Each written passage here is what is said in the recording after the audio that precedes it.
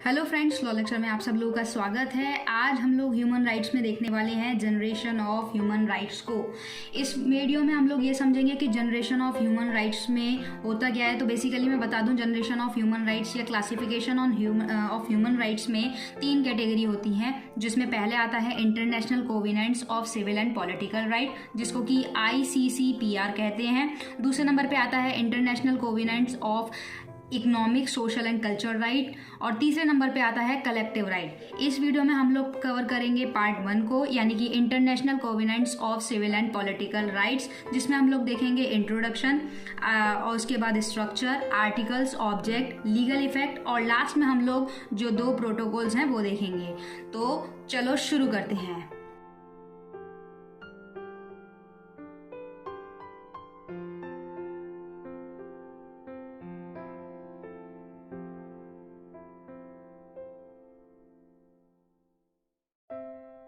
तो ICCPR में हम लोग देखने वाले हैं इंट्रोडक्शन को। इंट्रोडक्शन क्या, सबसे पहले जान लेते हैं ICCPR की फुल फॉर्म क्या है। तो ICCPR की फुल फॉर्म ये है international covenants of civil and political rights. इसे अडॉप्ट किया गया था 16 दिसंबर 1966 को और एनफोर्स किया गया था मार्च 23, 1976 को। इसको एनफोर्स की और अडॉप्ट की दोनों डेट अलग हैं, तो इसे ध्यान देना। दूसरी बात यह है कि ICCPR एक पार्ट है international bill of human rights का। इससे पहले की वीडियो में हम लोग समझ चुके हैं कि ह्यूमन राइट्स क्या होता है, UDHR क्या है। तो अगर किसी ने वो वीडियो नहीं देखी है तो आपको डिस्क्रिप्शन बॉक्स में मैं लिंक दे दूंगी, या ऊपर आई बटन से भी आप देख सकते हो। आगे बात करते हैं ICCPR में क्या होता है। सिविल एंड पॉलिटिकल राइट्स की बात कर दी गई है, और जो अब नेक्स्ट करते हैं कि भाई जो कमेटी थी वो मिली थी जेनेवा और न्यूयॉर्क में इन जनरल असेंबली। इसको थोड़ा सा समझने के लिए मैंने एक चार्ट तरीके से बनाया हुआ है, जैसे कि जनरल असेंबली में हम लोग क्या हुआ, यहाँ पे इकोसोक हुआ, ठीक है। इकोसोक मतलब इकोनॉमिकल और सोशल काउंसलिंग हुई। उसमें HR कमीशन यानी कि ह्यूमन राइट्स कमीशन जो थे, उन्होंने एक ड्राफ्टिंग कमेटी बनाई। उस ड्राफ्टिंग कमेटी ने क्या किया, ड्राफ्ट तैयार किया। क्या चीज ड्राफ्ट तैयार की, the international bill of human rights, जिसमें कि ह्यूमन राइट्स के बारे में जो भी चीजें थी उनको रखा, जिसमें international bill of human rights में UDHR हम लोग देख लेते हैं, यानी universal declaration of human right. ICCPR हम लोग देख लेते हैं, ICESCR, और इसके 2 प्रोटोकॉल, ये international bill of human rights के अंदर में आता है। अब बात करते हैं स्ट्रक्चर की। तो स्ट्रक्चर जो है, ICCPR की बात हो रही है यहाँ पे, तो स्ट्रक्चर टोटल पार्ट इसके 6 हैं और टोटल आर्टिकल 53 हैं। पहले के जो 3 पार्ट हैं उसमें इंक्लूड रहता है फर्स्ट, सेकंड, थर्ड में वेरियस राइट्स और फ्रीडम की बात कर दी जाती है। बाकी जो पार्ट है उसमें इम्प्लीमेंटेशन और प्रोसीजर और effective realisations of such rights की बात कर दी जाती है।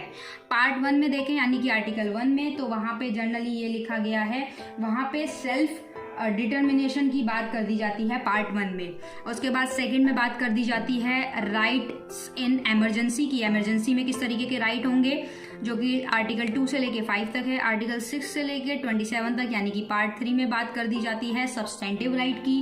पार्ट 4 में बात कर दी जाती है आर्टिकल 28 से लेके 45 तक, जो कि हमें बताते हैं कि इम्प्लीमेंटेशन ऑफ राइट्स क्या होगा, कैसे इम्प्लीमेंट होगा।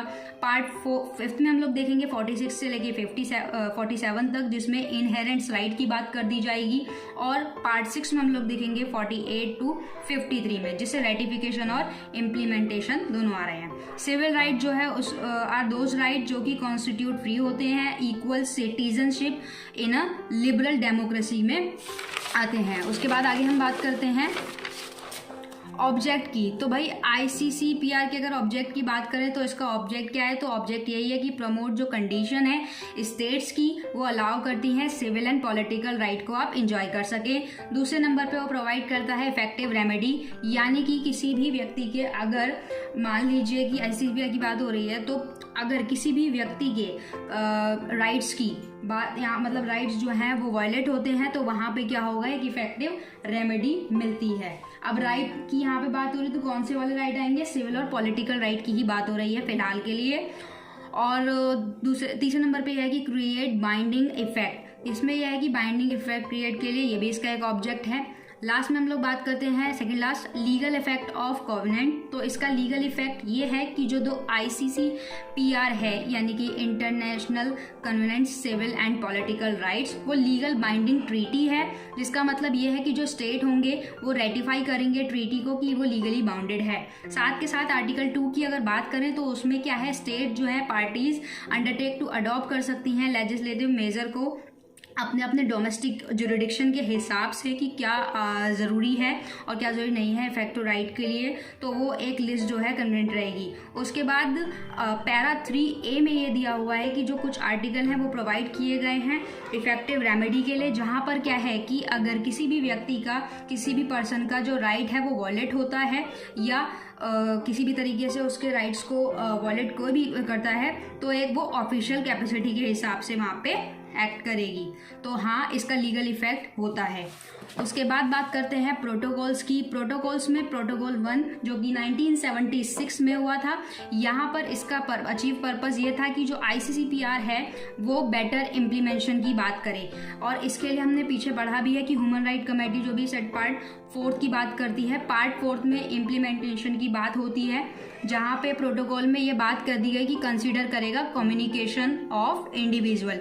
टोटल इसमें 14 आर्टिकल हैं। Provide for individual complaint mechanism की बात कर दी जाती है। प्रोटोकॉल 2 को देखें जो कि 1991 में हुआ था।